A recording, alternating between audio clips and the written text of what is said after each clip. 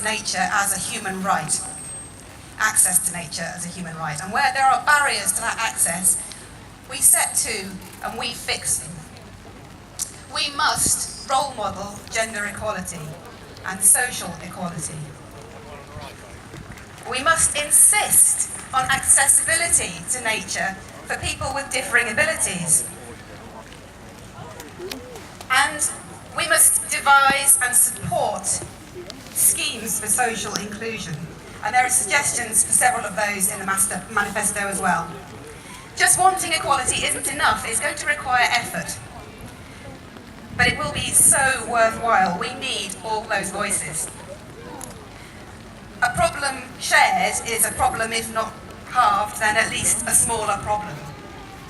So please everyone, if you notice that there are people missing today, please go home tonight, tomorrow, and seek them out.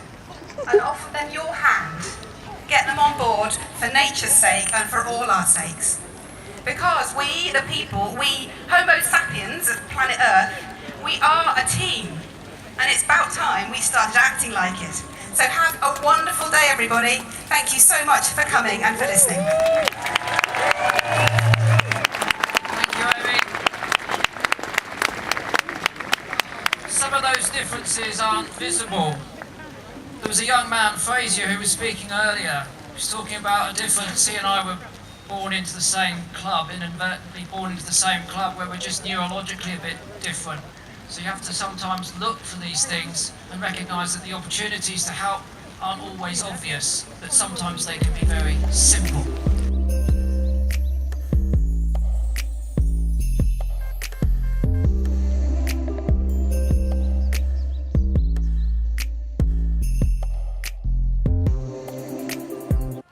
Today I think we need them both the same.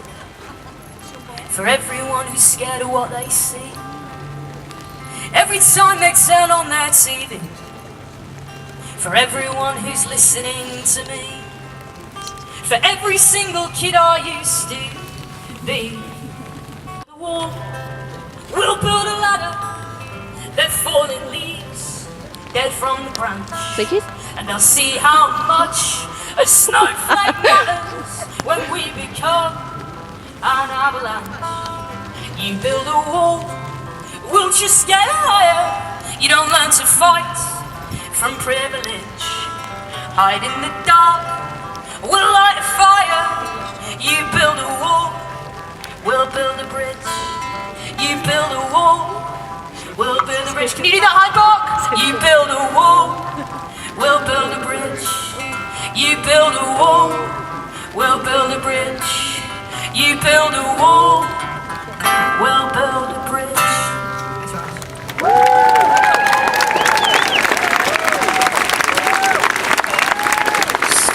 Superb.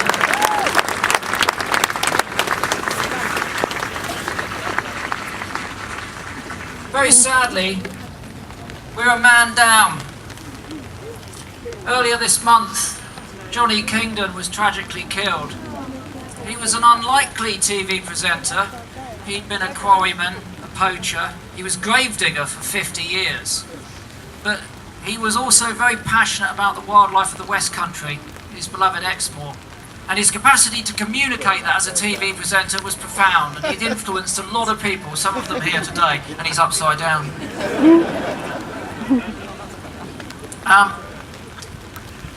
I don't think we should have a minute's silence. He wasn't that sort of bloke. Whenever I met him, he was always cheerful, he was always optimistic, he was always thinking positively. So can I ask you to cheer, clap, whoop and whistle for the late Johnny Kingdon.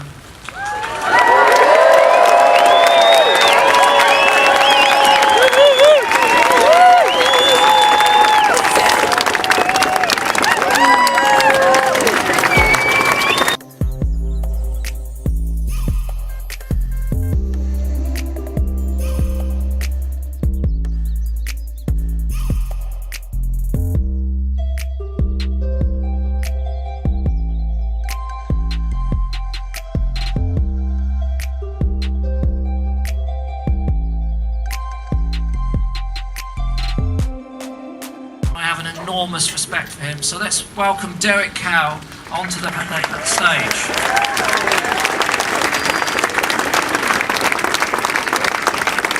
Okay, well, it's lovely to be here. This is the first protest march I've ever attended in my life. I'm a farmer, I'm also a wildlife conservationist. As Chris has said, I've worked mainly in reintroductions of species over the course of the last 30 years I've been involved in nature conservation. In the time, myself and my talented colleagues have had the opportunity to breed water voles for reintroduction projects from the Cairngorms down to the west coast of Wales and to the southeast of England. We've maybe bred 22,000. Again, with talented colleagues and very many friends, some of whom are located in organisations like the CLA and the Countryside Alliance, who've helped tremendously with the reintroduction of the European beaver. We may have created a population of beavers in Britain that's now approaching 1,000. With Charlie Burrell and his amazing wife Isabella Tree and Ned Castle, we're involved in a process to restore the white stork as a breeding bird in Britain, a bird that was lost along with the vast wetlands that it once occupied. And then finally, and entertainingly, we're now looking at the prospect of returning the wildcat, an animal that was hunted and harried to extinction in England and Wales.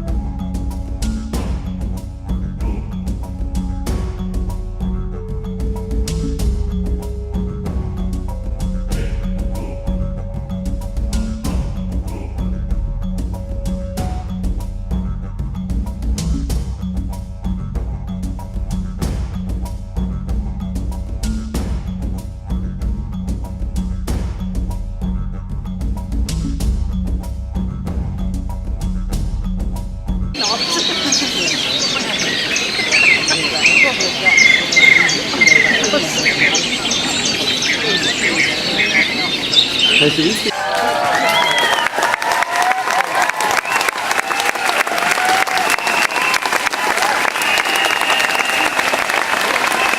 And a little bit of amplification means that we have succeeded in drenching a bit of our capital in birdsong, representing those missing millions that we have allowed to get lost, inadvertently disappeared. It's not the term I like. I think they haven't got lost at all. Their habitat's been destroyed or they've been killed. And we must be a lot more careful with our language when we're talking about some of these horrifying statistics which we conservationists are armed with. When we're talking about 95, 97% decline, we shouldn't do so like a vicious game of top trumps to see who knows which species has declined the most. We should try and imagine what those figures actually mean and the impact that they're having on the wider environment. So thank you if you did download the bird song and play it this afternoon. We've lost 44 million. We've got to look after the few million that remain.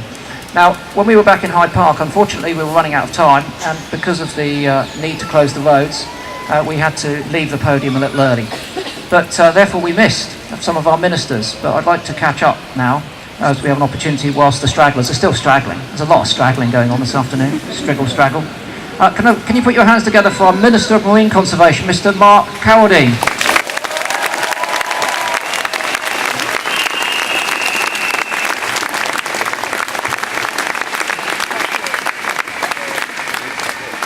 Thanks very much, Chris. This seems a bit weird. It's like being in a hive, looking out over all of you.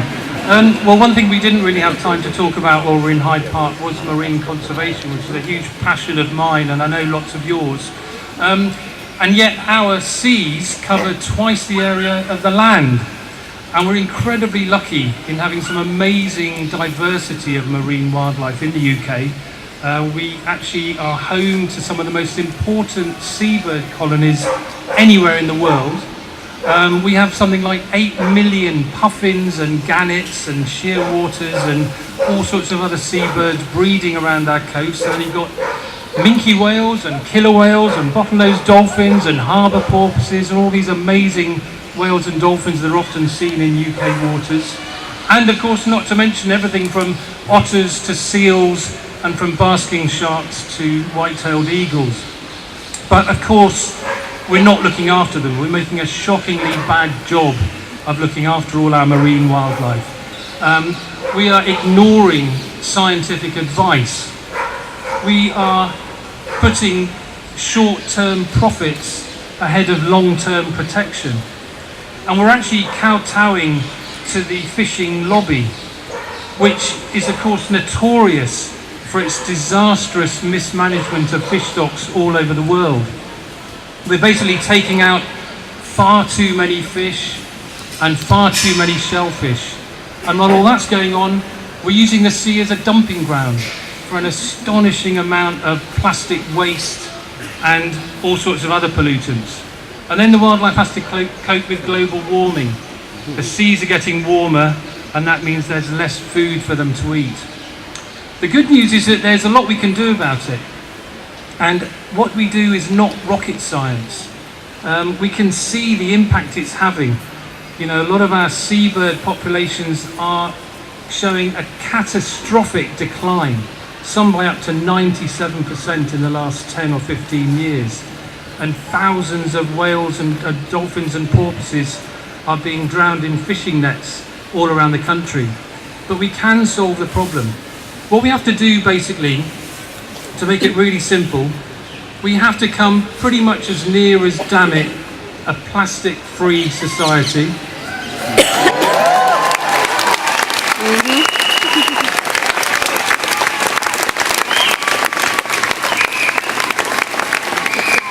We have to commit to sustainable fishing, and by commitment I mean we need legislation to make us commit to sustainable fishing. And we also need to set aside a large area of our sea, and I'm talking 30% of our seas, as no-take zones. In other words, no commercial fishing and no other destructive activities.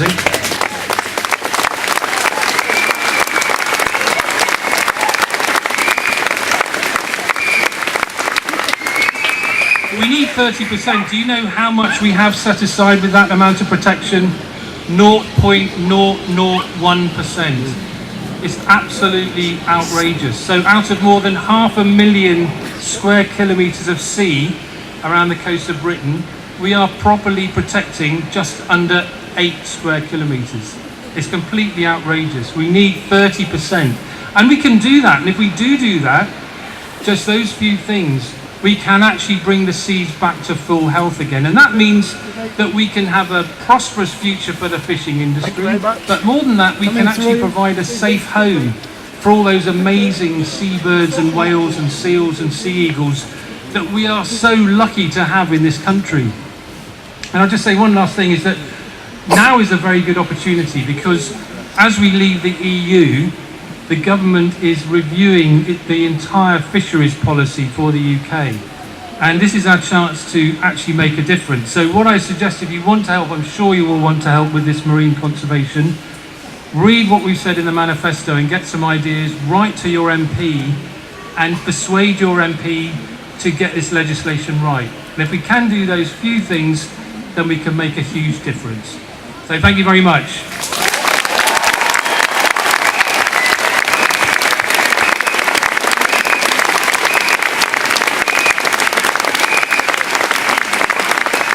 Plain common sense. 8 square kilometres of our marine environment protected.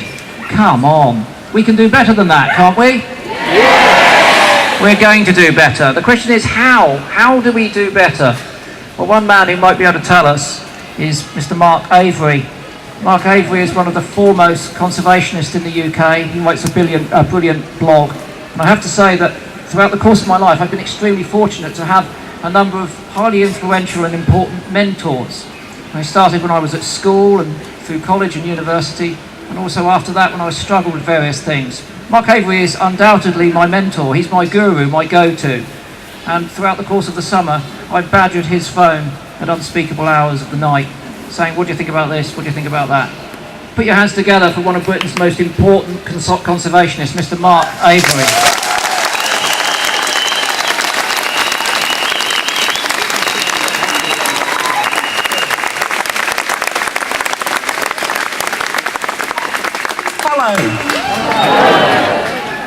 This guy's amazing. He's amazing because he's amazing and he's got all of us together. He's also amazing because he tells you you're going to talk in Hyde Park, then he tells you you're not. And then he says, no, it's all off. Then he says, get to the front, quick. You're forgiven. So I want to do a couple of things, but quickly. I'm the Minister for the Uplands, aren't I? So let's consider the uplands. These are the heathery, grassy places above 1,000 feet, places like the Yorkshire Dales, the Lake District, and you don't hear much about them from most politicians. Why don't you hear much about them? Because nobody makes any money from living in the uplands. They're not economically important enough for politicians to think about. But they're amazing, or at least they're quite amazing, and they could be a lot more amazing. So the main land uses in the uplands of Britain are sheep. I don't have anything against sheep. There have been too many of them in the past, but it's pretty difficult to make a living out of growing sheep in the uplands.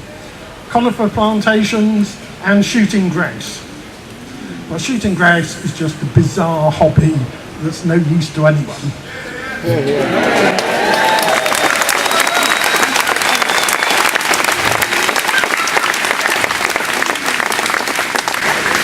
But the fact is that those three land uses, grazing, forestry and grouse shooting, have done quite a lot of damage to our uplands. Our uplands are overgrazed, overburned, overdrained, overfilled with wildlife criminals who kill protected species, and they're not as good as they ought to be. They're not as good for the people who live in those places, and they're not as good as they should be for wildlife. So we could do a lot better. And in the manifesto, we suggest that we should do better. we should look at the uplands as wonderful places for storing carbon, for storing water and letting it go when it's clean, so that you pay less in your water bills because water companies don't have to process that water coming off the uplands so much. Peat bogs ought to store water so that your homes and businesses don't get flooded. And even if it's not your homes and businesses, your home insurance is higher because somebody's home and business gets flooded. We need to take a kinder approach to managing the uplands. And they ought to be places that we all go to enjoy. There ought to be new villages in the uplands where wildlife tourists go to enjoy the uplands and spend their money. A much better way of organising things than we do now.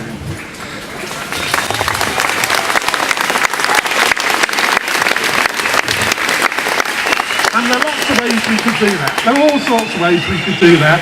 We've actually, in the manifesto, we've suggested quite a radical way, which is that to deliver these public goods, we ought to have government taking more of a share in land ownership so that you own it. Rather than paying landowners to provide these services for a few years, we could spend that money in buying some of that land ourselves so that we can ensure that it's always looked after.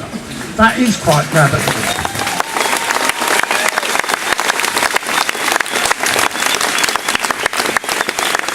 It would be too radical for that lot in there. But actually, when you think about it, it's only really the same model that set up the Forestry Commission 100 years ago. So it's not that radical, really. But it is a political idea, and that's when I want to switch to the second thing I want to say to you. Sometimes people interested in wildlife say, oh, we ought not to get political. No, it ought to be everybody agrees things. You ought not to have an argument. Completely wrong. You are here today making a political statement. The fact that all of you are out there could be sitting in the dry. You're here outside Downing Street to make a political statement because you want the future to be different and you want your say. Well done, you.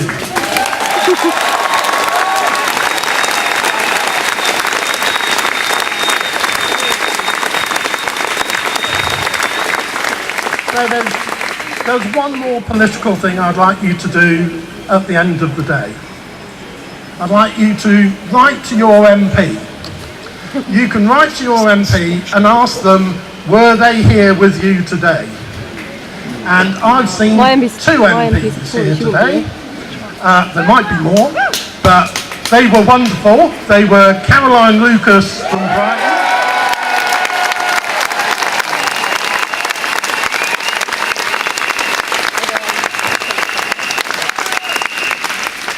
And as a member of the Labour Party, I'm quite relieved to be able to say Kerry McCarthy from Bristol.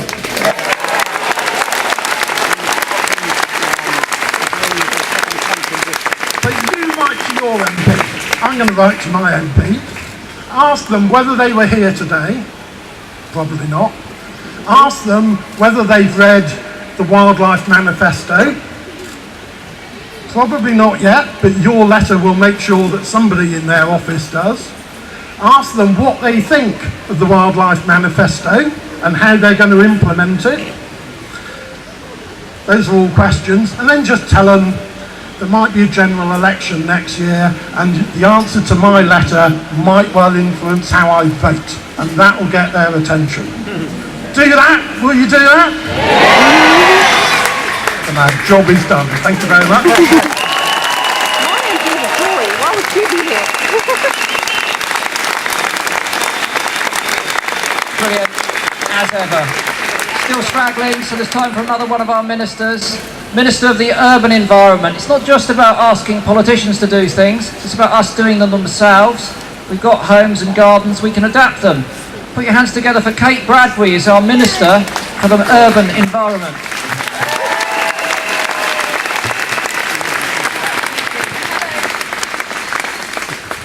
thank you all for being here today for wildlife. Urban spaces are just as important, if not more important, no, not more important, they're just as important as rural areas. You know, so many of us live in urban spaces and we need to bring more wildlife into our urban spaces and closer to us. And I'm just urging everybody, if you've got an outside space, if you've got a window box, if you've got a garden, if you've got a balcony, just grow a plant, just grow anything. Put a little bird bath out with some water in, feed a bird. Just do something and bring that nature close to you. I know today I'm preaching to the converted, you're all probably doing this. But the more of us that do this and talk to our neighbours and you know, and get whole streets of wildlife friendly habitat in our front and back gardens, on our windowsills and our front doors and everything like that, then we will have wildlife corridors across the nation, and hedgehogs, bees, frogs, toads, bats, swifts, house sparrows, you name it, all these species which are declining at a catastrophic rate in some instances will actually have space to grow and live and move and breed, and we can all do that in our homes and in our gardens. So please everybody, step up for wildlife. Thank you very, very much.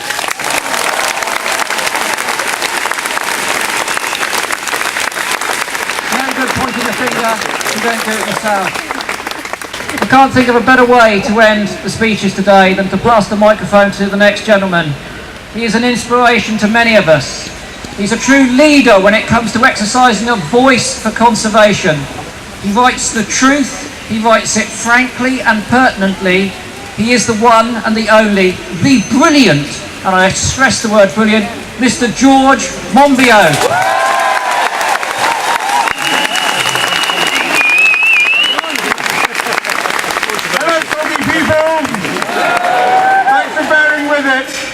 Now, one of the problems that all those of us who love the natural world face is that we spend our lives telling people not to do things. Don't drive that car, don't take that flight, don't eat that fish, don't spray that field.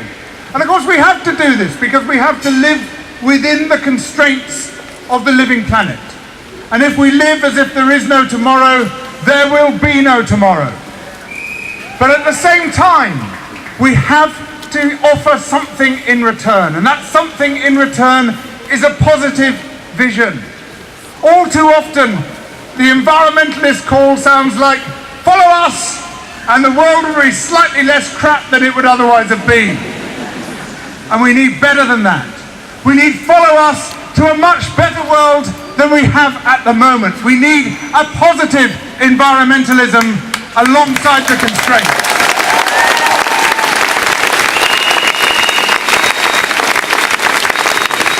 And today we've heard many aspects of that positive environmentalism championed by our wonderful Chris here and by all the other fantastic speakers that we've heard. So thank you to them. But to me the most exciting aspect of it is rewilding. The mass restoration of living systems, bringing back the wildlife, undoing the damage that we've done.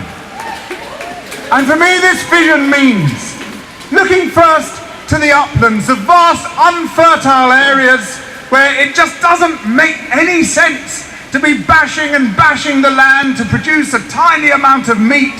It makes even less sense, as Mark has been saying, to be ripping the whole ecosystem apart to produce grouse, or indeed using it for another elite sport, which is deer stalking in the Highlands of Scotland.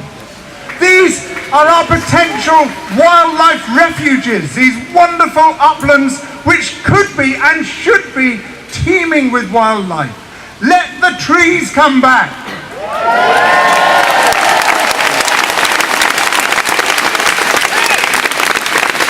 Bring back the lynx.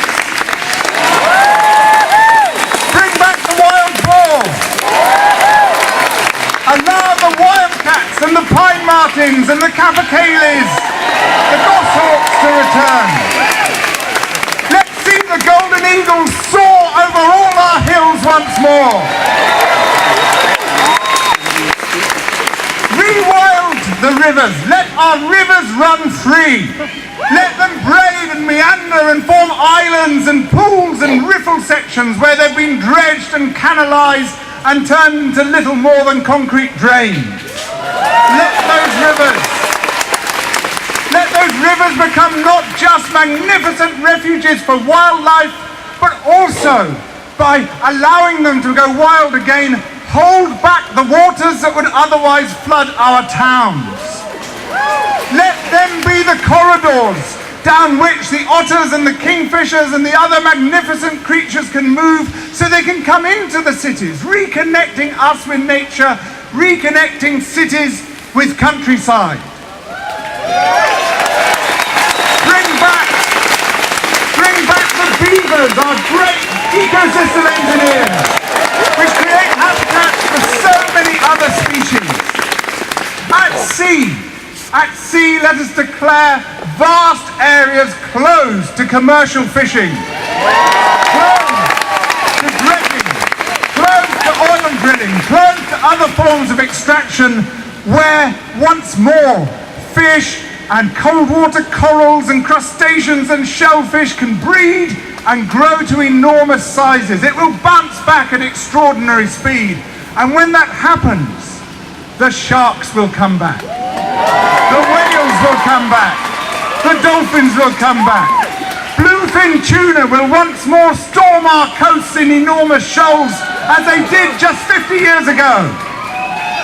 Once again, as they could in the 18th century, we can watch the shoals of herring being harried by sperm whales and fin whales from the British shore.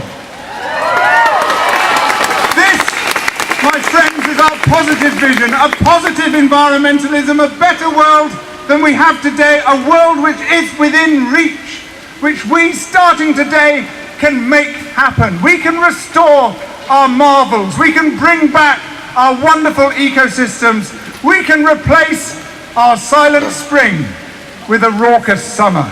Thank you.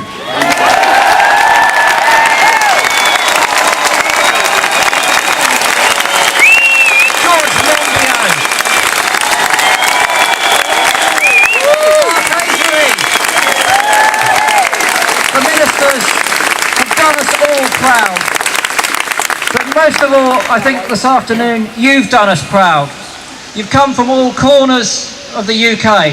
In fact, when I asked at the outset whether anyone had come from overseas, there was a voice in the crowd that wasn't loud enough for me to hear. There's a lady that's come from Uganda.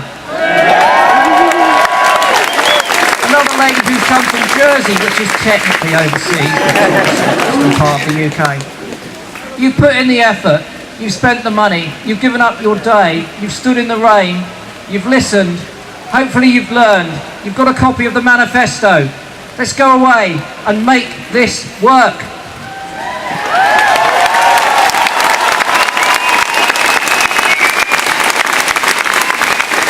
My duty now is to take 5 young people into Downing Street to present this petition. And this is a petition that's been in the lush stores this week. We've asked people to sign a peace treaty to end the war on wildlife. The war on wildlife is what Dave Goulson described in his talk. That's what we've been waging with those tons of pesticides. That's what Mark Howardines been talking about with his scallop dredging. It's time to end that war on wildlife, and 5 young people are going to take that message through those gates and in through the door of number 10. 2 months ago, I wrote to Michael Gove and I asked him whether he would attend our walk this afternoon. Initially, he showed some interest, but then last week, he said that he couldn't come.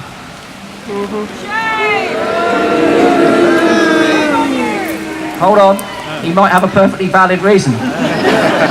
There are quite a few people who have also written to me from our fraternity and said, I'm really sorry I can't come today.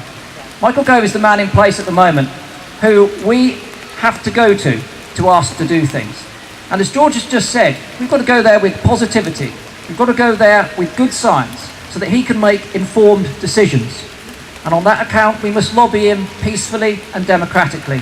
And on that account again, the young people are taking a copy of the manifesto, draft 1, to leave for Michael to consider.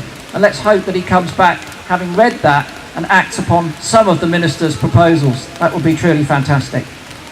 In order to do this, in Michael's absence, I'm very pleased to say that a good friend of conservation, and certainly a good friend of young people in conservation, is here to accept that this afternoon. So I'd like to put your hands together and give a warm welcome to John Randall. Mr. John Randall. John.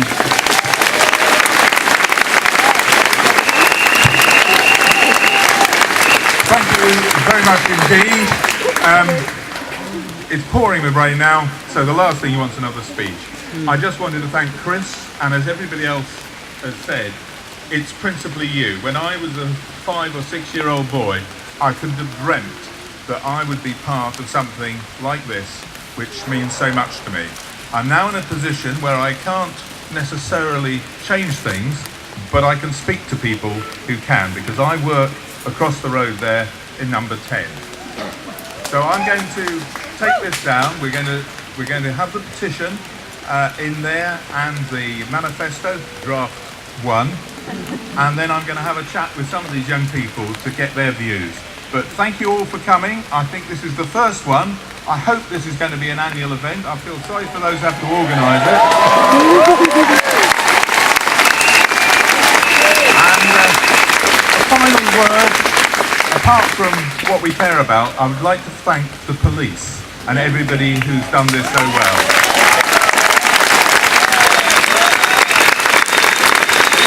We're now going to disappear down the road, so you can now disperse, go to your homes, but don't forget today. Thank you. Thank you, John. Such a top bloke. Thank you so much for coming. Take away the message, and remember, your wildlife needs you, and it needs you more than ever. Thank you very much.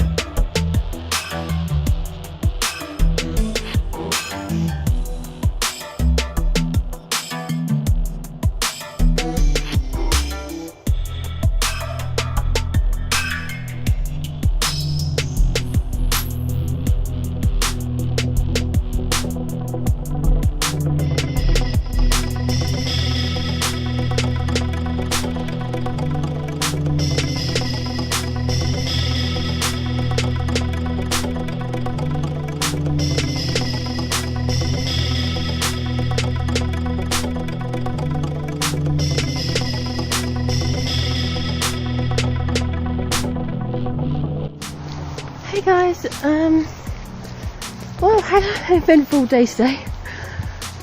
Well, as usual with the videos and pictures that I'll post before this, or put together before this, we went on a Walk for Wildlife protest today. My first ever protest, so I'm glad it was for wildlife. So hoping it will make a difference. At the beginning, I couldn't really record much because it was pouring down. It was, well, it wasn't that bad, but it was quite wet earlier. And then it stopped for a bit, so I was able to record some bits, and now it's raining again. I'm really wet, I'm tired, I just want to go home, dry myself, get warm, get cozy and all that, and just probably had an early night tonight. It's gone, I don't know what time it is now, but it's gone 6. But after the I almost said right, they're not riots. After the protest, peaceful protest, my friend and I, who went together, afterwards we went to grab something to eat. I took a video of that. I think I'm up with that as well. Why not? But yeah, not that I don't think anyone's that interested, but yeah, we both had, you know, veggie burgers, milkshake, Coke, sweet potato fries, veg, I think that's about it. Not that anyone cares, but there we go. Then afterwards my friend took me to her favourite donut shop and I bought a original glazed. I'm not touching at the moment, but yeah, now cold, wet and tired. I'm walking home. I'm about 15-20 minutes away and talking to myself in a camera, which people might find weird. Oh, I just want to get home. But yeah, so that's the day, eventful. I said I think I took some pictures and video. I did record the whole speech at the end, but I barely recorded anything at the beginning. At the beginning, I think there was about 2 or 3 hours worth of speeches and music and things and singing, but yeah, I didn't record hardly any of that. I didn't know it was going to rain today. I had nothing on my to cover my camera. So yeah. Anyway, I'm now getting looks and I'm pretending that I'm just doing something on my phone now. So I've come out. I was just walking down the alleyway and now I'm out the alleyway. So I guess I could pretend I'm on FaceTime. I know. But yeah, to avoid, I'm pretending to tap the screen right now, but to pretend that I'm typing or texting, because I must look like a loon just talking to the phone. But yeah, I'm glad I did the protest today. I'm hoping the government will listen. Oh, I really hope. Everything they said today, it is inspiring. It's true. We're losing our wildlife. We shouldn't.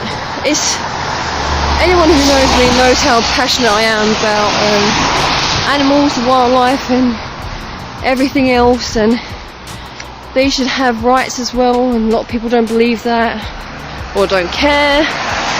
So yeah, we'll see how that goes. Anyway, if you watched this video, thanks for watching, and yeah, see you later guys, bye.